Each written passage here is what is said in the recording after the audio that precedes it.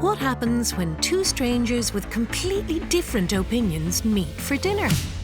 In this brand new social experiment, people from all walks of life are paired up with their direct opposite. So you're the surprise? And guided through a menu of questions specifically designed to promote discussion, disagreement and debate.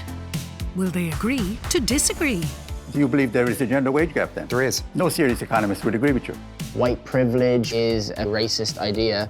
White privilege is a fact. Could they end up bonding over shared life experiences? Even though you're old and grey, I love you more every day. It's a yes for me. You're through to the next round. Got the golden buzzer off me.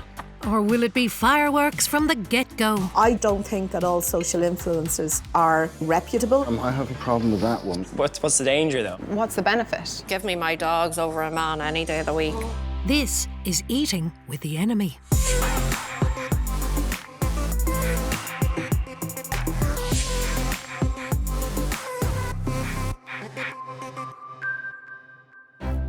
This restaurant is about to open its doors to a variety of people with a variety of different opinions.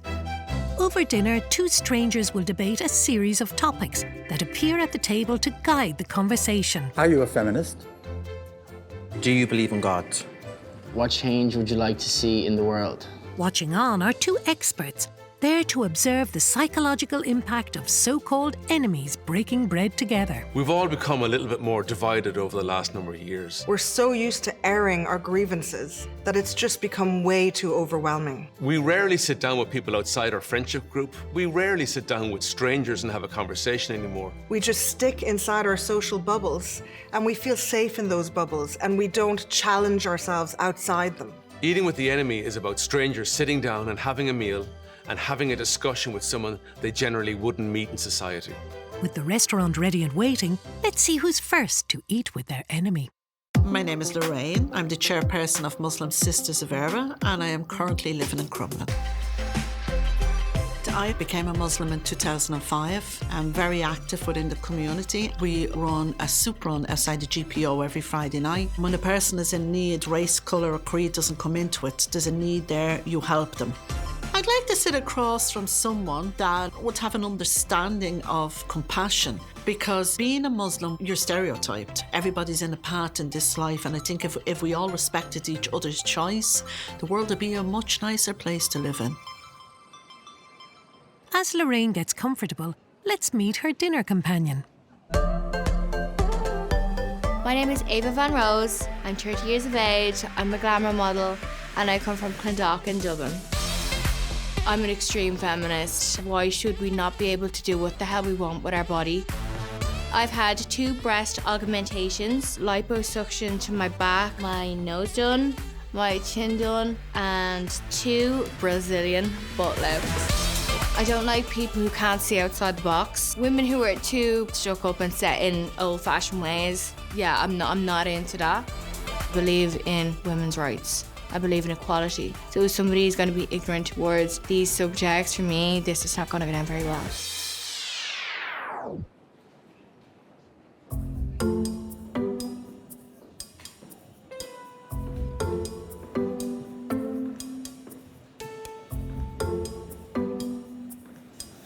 Thank you. What's your name? My name is Ava. What's your name? Lorraine. Are you English? No, I'm from Dublin. Are you? You have an accent. I was like, oh my God. No, I'm from Coolock. So where are you from? I'm from Clondalkin. Originally? Originally. Yeah. Born and bred. She's not someone that I would meet normally in life. Here comes Marilyn. That's what she reminds of me. The big lips, the big eyelashes, the big boobs, everything. For someone that has so much exterior and then sitting facing a Muslim woman who covers, I'm saying, I wonder what way she'll think or what way she'll react.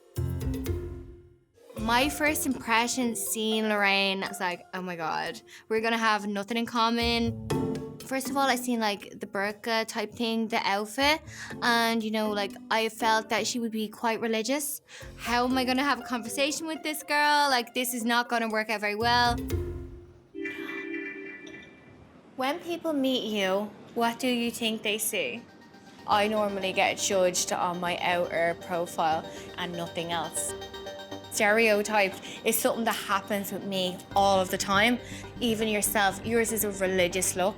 Mine is a personalised look on my work. I just think that the criticism that comes from it is just It is disgraceful. crazy. I mean, people don't see me, they see the hijab and they see a foreigner immediately. But to be quite honest with you, Lorraine, this is my very first time meeting you, and that is exactly what I thought. Just straight away I thought, like, okay, she must be foreign. You know, this piece of cloth is so fucking powerful because Isn't it's it? seen as such a threat all over the world. And it's just a piece of cloth. I'm in my early 50s now, and let me tell you, I didn't become a Muslim till I was 40. And I was a very strong Catholic, very well much of my beliefs. I've been to Lourdes, and one thing that took an awful lot for me to get used to, society took my identity from me. I didn't change. I'm Lorraine, I'm still Lorraine who was born in Coolock. I changed my fate, that's all. While Lorraine and Ava get to know each other, our next diner has arrived. My name's Leanne, I'm a marketing manager and I'm from County Donegal. I'd say my friends probably describe me as opinionated arsehole. I'd be very passionate about stuff that I believe in, most definitely very willing to listen to other people's point of view. Sound like I'm going to the Rose of Tralee, lads? I think the Rose of Tralee is very outdated. Anything that puts women up against each other on a platform where they're being objectified and then judged, I just think it's wrong. I'm intrigued to see the outcome of sharing my opinion with someone who has a totally opposing view. Or we'll end up killing each other and throwing food.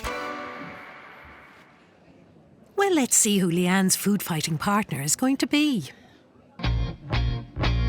My name is Brien Og, I'm a market developer and I'm from Patrickswell, County Limerick.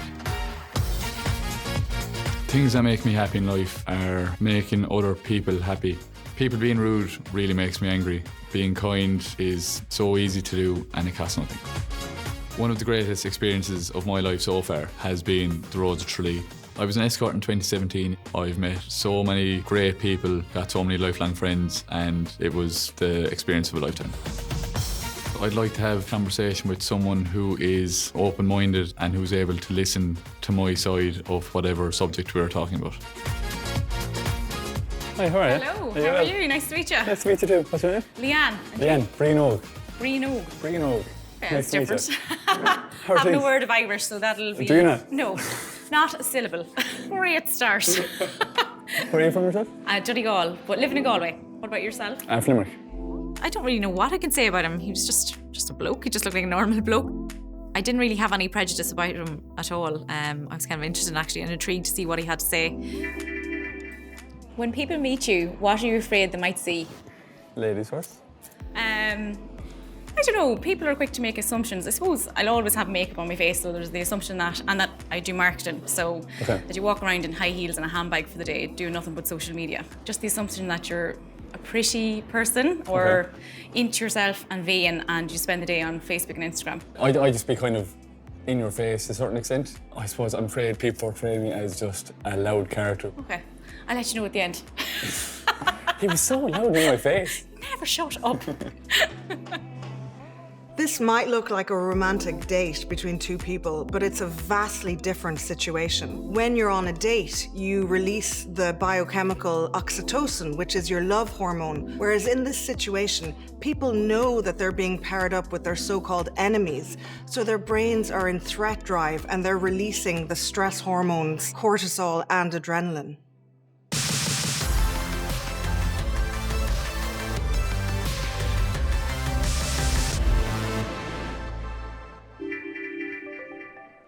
Do you believe love is love?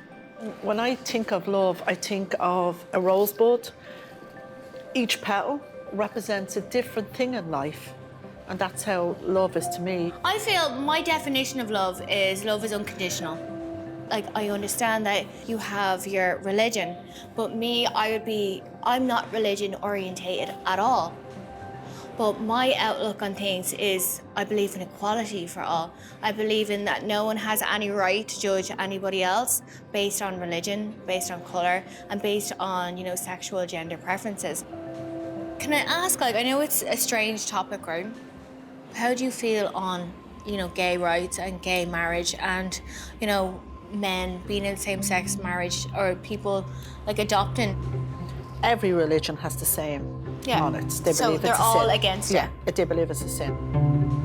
Gay marriages isn't a part of any religion worldwide. You know, Islam teaches us it's a sin. The Catholic religion teaches you it's the same thing.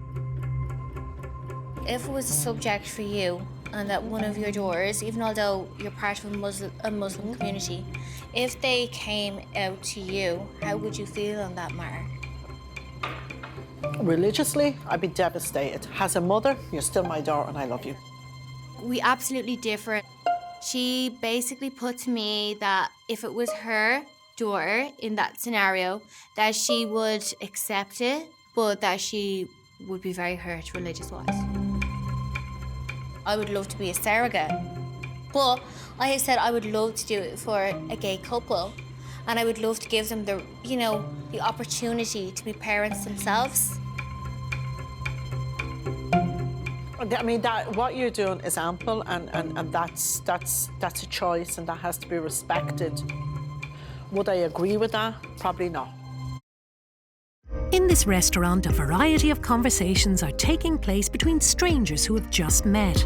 While it may not be a blind date, it's certainly a blind debate, as each pairing has been chosen because of their differences. Throughout their meal, a selection of questions will guide them through their conversation. It may surprise the people taking part in this experiment that other people have really valid reasons for their points of view, and that by the end of the conversation, they start to understand those points of view and maybe even empathize with them. They're so used to social network platforms with the algorithms that feed them the same idea all the time and also presents them with the opposing point of view in a very extreme way. And when they sit down with somebody with an opposing viewpoint, they'll actually get to see they're not that extreme, they're not that different, they're actually quite alike. Leanne and Brien main course has arrived, and everything's been going pretty smoothly so far. What really needs to be modernised?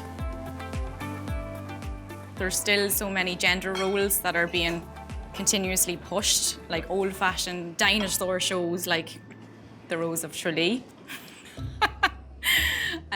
It's so demeaning to women. Get up there now and do a little jig and laugh at Dahi's jokes and smile loads and let us all judge you. I would be a big advocate for the Rose Tralee because I suppose I've been in it. I'm just going to ask you, have you ever been involved? I have. To what capacity, if you don't mind me asking? My friend, she was part of the committee organising one of the roses from a particular county. Okay. Yeah. And the fact that say it's not a beauty pageant, then why can you not enter when you're over 28? Mainly because you're no longer, in their opinion, as attractive. It's the same for the escorts as well. There's, what is it? But unlike the escorts, the roses have to be in bed at a certain time and no men are allowed on their floor. And it's not the girls don't drink or don't have sex before marriage, but God forbid they ever let people know that. Your portraying it is that like every girl is beautiful and slim and they just go for their looks, but so many of the women, it's their chance to, I suppose, put themselves on a platform. Why does the platform have to be one that's sexist and old-fashioned and parading them around like cattle at a mart and then applauding them for stupid things like, well done on playing the tin whistle? What you're explaining there is literally the festival itself. It's everything after the festival. So like out of everyone that I've met from it, Oh, where all they have girls, the actual physical parade of women. Yeah, I forgot about that bit. You're against that too? Well, the physical parading of women. Well, you're representing your county or wherever the Rose Centre is from. But what are they representing? I find it hard to see anything that's promoting women as sexist. If anything, I should say, oh, why can't men be Rose? That's sexist. But I don't, because it's for women. Yes, there are certain guidelines you've done here, but they apply knowing that it is a competition at the end of the day. What are they judging? And why do you think it's right to put a load of women on a stage and compare them? Like, the one thing we know is it's not right to judge people in the first place, but the quickest way to be miserable is to start to compare yourself to another person. How do they know that rose that won is better? Like, did I not smile enough on Tuesday? Was my dress a little bit too low? And even if it was, what does it matter? It's continuously reinforcing the idea that you should dress in a certain way, you should behave in a certain way, act in a certain way. They all look pretty, but they never look sexy, because that would, you're immediately losing your chances. She's not directly involved in the festival, whereas I have that advantage. I have spoken to these great women, and the majority of them have absolutely nothing but good words to say about it. You said they don't look sexy, but I think they're trying to stay away from that to celebrate the woman herself. A woman should feel valuable regardless of whether she's X, Y, or Z. We shouldn't be judging women in general. So do you not like anything traditional? No. Irish traditional at all? Something can be traditional and it can still be wrong. It was a tradition that only people who were heterosexual could get married, but that didn't make it right. Do you think that there shouldn't be anything to promote women, like women's platform at all? Like, We can totally celebrate women. We just shouldn't be doing it in a sexist way. There's so many things it could be. It could be a celebration of exceptional people. I'd love to see a Pride of Ireland. People who are exceptional day in, day out. Not average people who are well educated from middle class families who are also extremely beautiful. Because let's face it, I've never seen a rose of Tralee that looks like a foot. Careful not to put their foot in their mouths, Ava and Lorraine's questions keep on coming. What's the most outrageous thing you've ever done? Oh, here, that's before I became a Muslim now, forget that.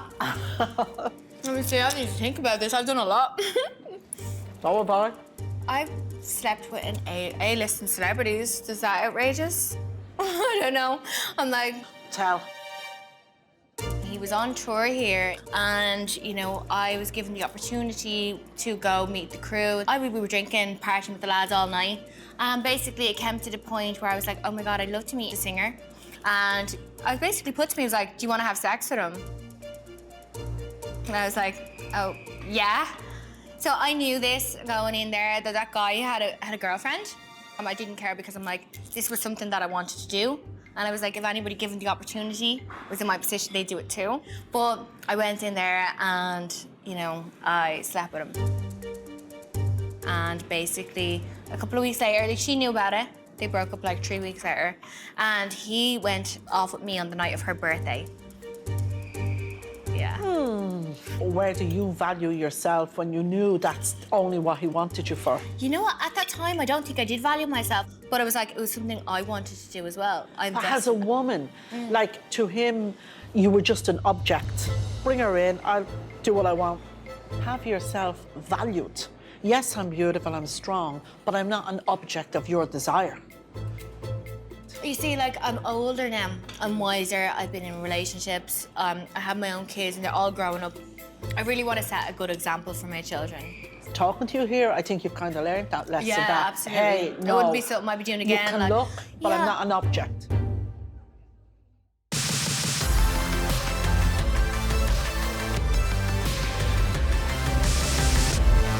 It's time now to meet our next set of diners. My name is Bernard. I'm from Dublin and I'm a support worker. I grew up in the inner city. My father died when I was young, cancer, and I would have started experimenting with drugs, hash and alcohol, and I then experimented with heroin.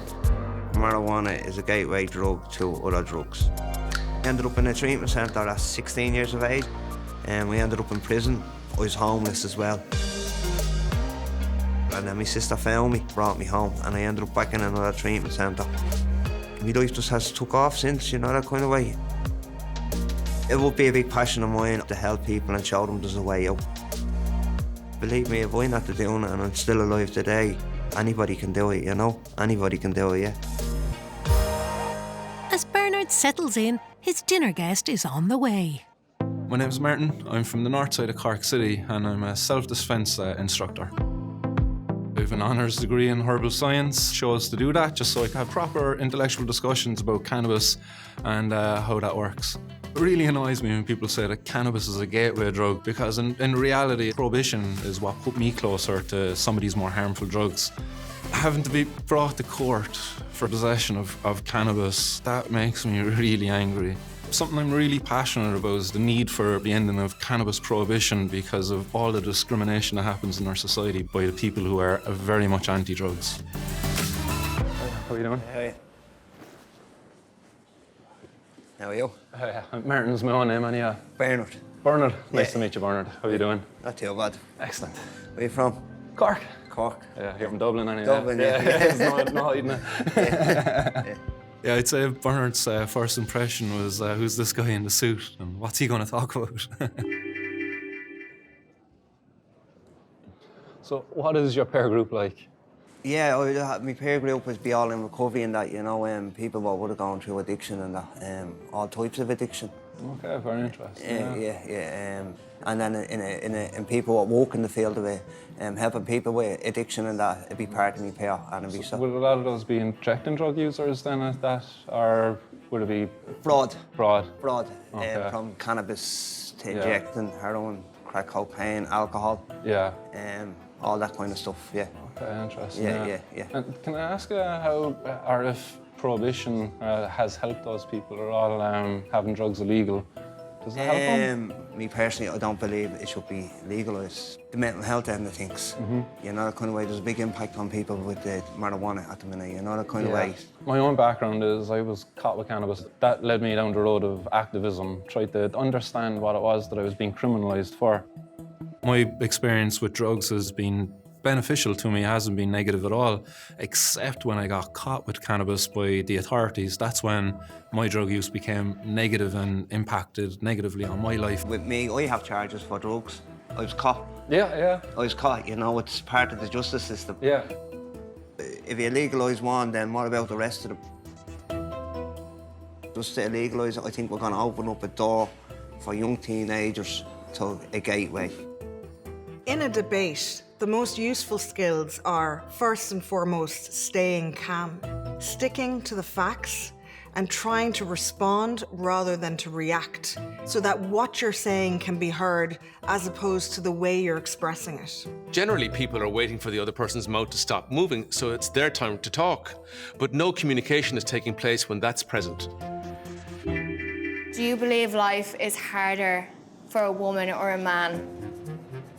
I'm very feminist. So am I. I'm very feminist, so I'm like, absolutely. Women are mothers. Then we're wives, and then we die. And the weight of the world, I believe, is on a woman's shoulders. I think like women are the backbone in society, definitely the backbone in society. Men, yes, to me, have it easier, but men also in our religion have a huge responsibility on them. All my husband's wages, Islamically, has to go towards the running of the house, the feeding of the kids, the bills, everything. My wages goes to me. What did you learn today? I think what we both learned today is about preconceptions. I mean, when you came along, I was like, oh, OK, here comes Marilyn. Marilyn There you Monroe. go. I said, you look lovely. But I knew by the minute you sat there, I said, OK, underneath all this exterior is a little girl. I've always been the type of person where I was like, don't judge a book by its cover. And straight away, when I seen you, straight away I was like, oh my God, she's foreign. I'm actually being paired up with someone who they're going to make me, the total opposite. I absolutely enjoyed today. It was a very interesting conversation. I am a person who's constantly being judged, but I there and then judged her too. And this is something that I never thought I would do. And, you know, like I hold my hands up and say, do you know what? This is something we all need to take a step back from, and we all need to understand that everyone is different, but we all have the same on the inside. I've learned that we shouldn't, portray other people in a bad light just because they don't have the same beliefs as we do, or they don't wear the same attire. Ava is a lovely young girl, and our paths are very similar because I obviously want to be accepted as who I am, and so does she. So dialogue is the way forward. That conversation is the way that you can help understanding and break this kind of stereotyping with every minority group, with every person, no matter what choice they make in their life. So yeah, I give you the thumbs up. Yeah. Don't ever let people drag you down, because people will drag you down. They will drag you down. And they do. And they do, but you're strong. We had very different exteriors, but we're both mothers. We're both constantly being judged on our appearance, and I think we're just the type of people that you would never imagine being in the same room together. So it was very eye-opening for me. Do not judge a book by its cover. Over dinner, Bernard and Martin have been discussing the pros and cons of drug legislation. What's the most difficult decision you ever had to make? Stay alive. Because where the drugs brought me into a deep, horrible place, you know. How did you get off drugs if you're I went into a treatment centre. And was that one of these ones that would you to be clean, as they call it? It's not about being clean or anything like that. I hate I know. I hate the word. Because it's not my word. That's why I'm using that. It's someone else's word. You know, sobriety. You know, it'd be a better terms for it. I'm 2.5 years clean. We are actually clean. You know, because the old is gone and the new is coming. I've done 14 treatment centres, but the last one was the hardest one I've ever done, because I had to look at me. I had to look at the inner side of me and why I like drugs so much. And I did, I loved it. And you know what I mean? It was just where the consequences where it brought me mind. He looked at himself, basically, which is something that's difficult for a lot of people to do. I think that's it's indicative of people who abuse drugs. They don't like looking at themselves, so the drugs help them not look at themselves. Have you experienced grief, and how has it changed you? I have experienced grief. Has it changed me? Yeah, because now I know what it's like to experience grief, but when your cousin the same age as you takes his life, like, geez, that really made me reevaluate things, definitely. For a short time, I definitely would have said that cannabis benefited me dealing with my grief. I definitely would have smoked a lot more cannabis at that time. But did you not find that blocked out the actual process of grief? I wouldn't say no completely. I would believe drugs are filling a void for some people, but not for everybody. I think it softened the impact of it a bit. It took the edge off. He's using marijuana as a coping mechanism, so he's in denial. Like, there is times definitely where you can see where you're using more cannabis as just to deal with things. No, I think he's just choosing not to go through the process of what he has to go through. It calmed me down. It was something that was missing. I don't know what it was about it, but it meshed well with me at the time. I think he's just in denial. And it's a big river in Egypt, you know. Yeah, he's drowning.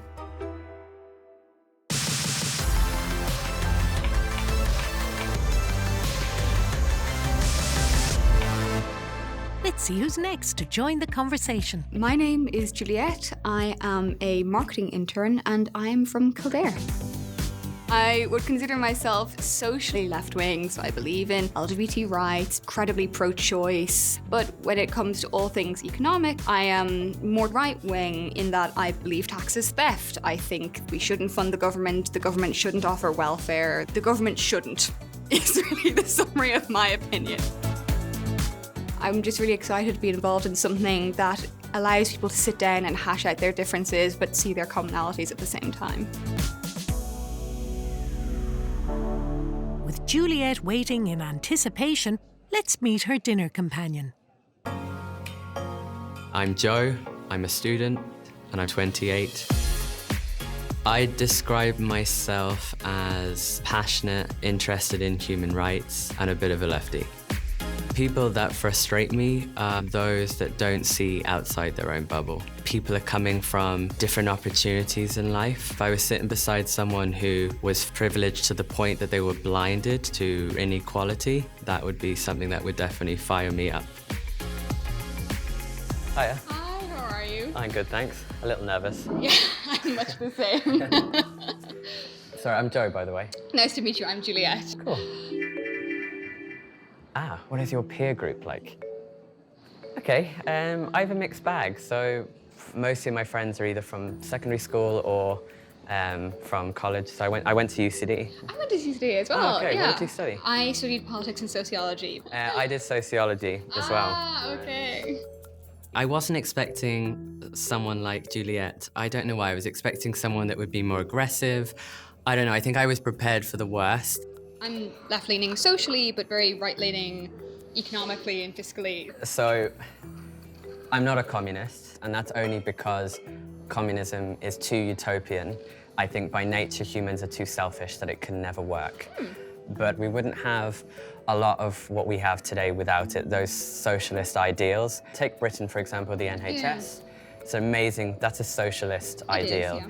And so I think governments should have some control on certain things that are necessary to life. I think that the NHS, while rooted in admirable goals, is a black hole for money for the taxpayer. You have to book an appointment 2 weeks in advance. I can call my GP in the morning in a more privatised system, and it's obviously still somewhat state subsidised. But without a centralised sort of control, so where we have things that So you're not surely you're not going to propose privatising fire safety or fire care, the fire brigade? Yes. We run a lot of these things as private systems as is, and it's not that I think, oh, if your house is burning down to your poor, deal with it. It's not that I go around thinking that. I just think that there are other systems that do a better job. There are always pre-existing ideas that people hold, and those ideas come from the family that we live in and the society that we grow up in, and the educational ideology that gets handed down to us through our schools and our universities. Listening to different points of view is really important for us as human beings because it helps us to develop, it helps us to be more open, it helps us to problem solve, it helps us to be kinder members of society. Brien and Leanne are still in disagreement about the Rose of Tralee. Do you not think that's their special talent, that they want to show that to people? No, I definitely do not think playing the tin whistle So is a special talent of a solicitor or a doctor or anyone.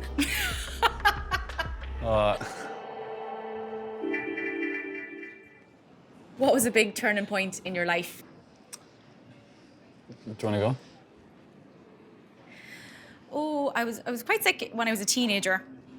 Can I ask what happened? You don't have to say, obviously. I'm gonna fill my fork first. I was anorexic. Wow. I had anorexia for 7 years of my life, and I suppose it came to a head when I was hospitalised and got my last rites, and I kind of made my peace with that was it. And that wasn't it. I just got very lucky in the fact that something just switched in my head one day and I actually felt like I was me again. I'm just so grateful that I'm here because I quite easily might not have been. It all stemmed from my grandfather when he passed away and as a child, not being fit to cope with that. And when you feel like you can't control something as a child, you try and control whatever you can. So at the time, that was food. I think every bad thing that happens to you, actually, if you come out of it the other side, why am I getting emotional? Makes you stronger. It definitely does, but it gives you a better perspective. Like, I think I've become a more empathetic person to most people because of it. Although my anorexia wasn't formed from my aesthetics and how I looked, I've met a lot of women along the way that their eating disorder or disordered eating, be it binge eating or anorexia or bulimia, sadly, has come entirely from trying to fit this idealistic vision of what they should look like. You don't really know what anyone is going through in their life. Even the most happy people, confident people like Leanne, I would have never expected anything like that. I'm actually kind of grateful for my sickness in a very weird way. And it's definitely made me who I am, and I'm quite happy with who I am now. So that's great. I just wish there wasn't so much pressure put on women to look a certain way, and that we as women fully believed and knew that we are enough just the way we are. Your turn. I hope you cry. Why would you say that? My mum has passed away. I know that only happened in the last 11, 12 months. Oh my God, I'm so sorry. Oh, you're okay, it's fine. Mum died close to Christmas last year, unexpectedly. She was only 58. I still remember that day so vividly. So it was very hard in the circumstances. It was unbelievably tough. Mum, God rest her, would always try and get us to go to mass. So because she was very religious. Are you very religious? Well, that's a hard question. I'm not very religious, but I am religious. It's very hard for some people to open up, but they should know that it's okay. And even if you talk to someone for 5 minutes and open up, you'll feel 10 times better for it. Because if I couldn't talk about Mum, I wouldn't know what to do for this. I don't know what you call it. Like, I like being religious on behalf of her and being more religious myself because I know she would like that. Yeah. So it's out of respect for her. Yeah. I suppose people think that their problems are their own.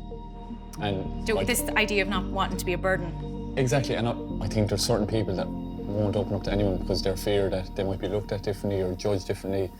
But actually, there's a strength in being honest about how you feel. It's very strong to make yourself that vulnerable. And I think we need to highlight the fact that to actually allow yourself to be vulnerable and express your emotions, there's strength in that. Yeah. He was very willing to go there and open up about his mother. I really respected him for that, because it's hard to share that, especially as a man, because they're less willing to go there with the conversation and be vulnerable. But he did, and hats off to him.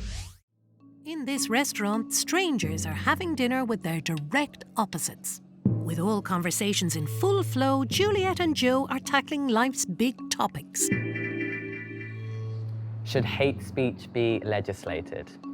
Well, given I don't believe in the construction of legislation, by default, no. Okay, I am a big hate speech advocate, so I don't believe in complete freedom of speech. And sad. I love some complete freedom of speech. in Ireland, do you feel like you're oppressed, that you don't have freedom of speech? I wouldn't go so far to say oppressed. I'm not going to be dramatic, but I think that, we're better off when we have total freedom of speech. To have freedom of speech, you need to then make sure that society at large all have the good quality standard of education. That's fascinating. And they need to be media literate, and they need to be critical thinkers, that you have a grounding of people, a community that understand that the likes of Katie Hopkins, the people that stir hatred, they can be listened to, but they can be cast aside. There's some balance there. Would you prosecute the likes of Katie Hopkins, or? Yes. I'm just not convinced that telling people they can't say something, or worse, prosecuting the likes of Katie Hopkins. You see the narrative around Trump and the system's rigged against them and they'll never get that. I think that gets so much worse when you yes, you're right, the system is rigged against you. I think that people are probably going to think hateful things anyway, and regulating whether they can say them or not, I don't think it convinces them to not think them. You can't have discussions with people who aren't allowed to say what they think. Take the Daily Mail, which is like the rag. There's no accountability there. They put the headlines scaremongering about refugees, and then later, because they've obviously spread misinformation, on page 3 in very small font is, we retracted the statement. That does nothing. If they are fined, if they are heavily fined, like not something they can waive off, that's real accountability. Do I read the Daily Mail? No. Do I think that it is often hogwash? Yes. Do I think that the state should ever intervene and decide what the Daily Mail's headlines are? No. I think people have an obligation to hold themselves accountable and do meaningful research in other parts of their life. They should read other papers other than the Daily Mail. She doesn't read the Daily Mail. That's good for her. She knows better. But unfortunately, you have thousands of people that do, and it does affect them. They are affected by what they read. Given that we live in that unequal society, given that there's going to be imperfections in how people read and interpret things regardless, I trust individual people more than I trust a small select group of people who are not even democratically elected to decide what is and isn't right or just or correct. I put trust in the Council of Europe, which is founded upon human rights. I put my trust in the humanitarian system, which has and I just think principles. that's idealistic. Well, I think we need it because we don't live in an ideal world. How would you feel if your children started using drugs? Let you answer your own. Yeah, well, I've been asked this one a couple of times before, if it was my child and stuff, and my answer to them is, as a parent, if your child wants to use drugs, there's very little you can really do if they want to. So for me as a parent, what I do to preemptively have honest conversations about drugs, and my kids know they can ask me about them. Like my mum and dad said to me about alcohol, they would prefer me to drink at home rather than to be drinking out in the street where they don't know what's going on. Martin had a different view to me. He was more do it in front of me. With me, it's don't do it. My daughter is actually living in the same community where I grew up, and thank God she's learned from my mistakes. You know, kind of way, so she be anti-drug. Our 2 daughters, that's what we had in common. And he likes taking drugs, and I used to love taking drugs. I did definitely get insight there from you. It was just very difficult to challenge Bernard on some of his views because they were very personal to him. I just find it hard that, I don't know, to accept the fact that you still think that cannabis is a gateway drug. For me, I just don't believe that there's sufficient evidence there to back up or support that cannabis is a gateway drug. It's just the terminology on using gateway drug. The majority of them will progress into other stuff. Did I learn anything new in around drug taking and the consequences of drugs? No, but it's about people. Yeah. You know, how drugs affect them. I can come at you with because of the impact it had on me. One way in which I think differently now is how do you engage in a conversation to change people like Bernard's perspectives? Well, I really enjoyed the conversation as well. It was good to get things from your perspective as well. But yeah, look, I opened my mind to certain aspects now. I'm more about the impact of the people's mental health, because my experience tells me that's where I got lost.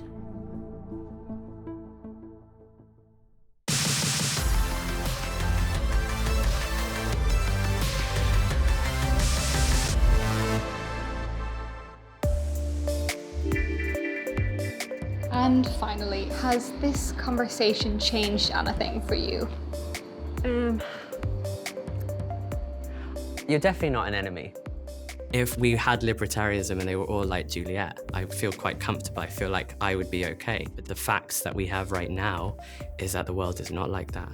I was expecting someone that would be, I don't know, anti-immigration. I doubt that you're anti-immigration. No, I'm not. I'm all about immigrants. So we're gonna get House of Fire. House of Fire with a private fire brigade just in case. I think we both went in with the intention of trying to learn about people who have differing opinions from us, and I think we both succeeded in that. I think it's all the more ironic that you and I think, have pretty identical constructions of how we'd like the world to look. Yeah.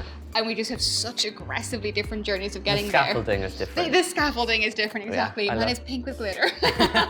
Mine is gonna be red. Yeah, with a sickle and hammer as well. Yeah, just that extra touch, you know? Yeah. What we're hoping everybody's going to take from this is that they feel that their view has been heard, that it's been respected, that they've had a chance to listen to somebody else, and that perhaps they're leaving with a sense of greater understanding of another human being who they would never otherwise meet. It is very important to have these conversations because when we get caught in echo chambers, we're having our pre-existing ideas just reaffirmed for us all the time. So when we sit down and have a conversation with somebody from a differing point of view, it allows us to see through a different lens. That is vitally important. And finally, what do you think of the conversation? I enjoyed it. I enjoyed it. I actually think you're really sound, and I love that you shared so much with me and you were really honest. Loved the way you spoke about your mum. Like, I can tell you're a very good person. And it's totally cool that we have a different opinion with things. That's fine. It would be so dull if we all thought the same thing and had the same point of view and everything. And variety's the spice of life, as they say. No, I enjoyed it. Again, you're very open-minded with everything else, I suppose. You're a great person to sit down and have a chat with. I'm very honest. Again, we might differ on certain topic. I'm so barred from Tralee. The one thing I've learned from eating with the enemy is not to make assumptions about people when you first meet them. It's just that he had a very positive experience in it and was looking at it from the people who he knew who had entered the competition. Maybe if I lived my life in your shoes, I'd have the same opinion as yourself. I don't think so, but maybe. The one thing I've learned is you don't know what someone else is going through, so you don't know how something would affect someone the way it would affect you. It's good to get different perspective, I suppose. Absolutely. Yeah. I'm glad you enjoyed this Rose of Tralee while it still exists.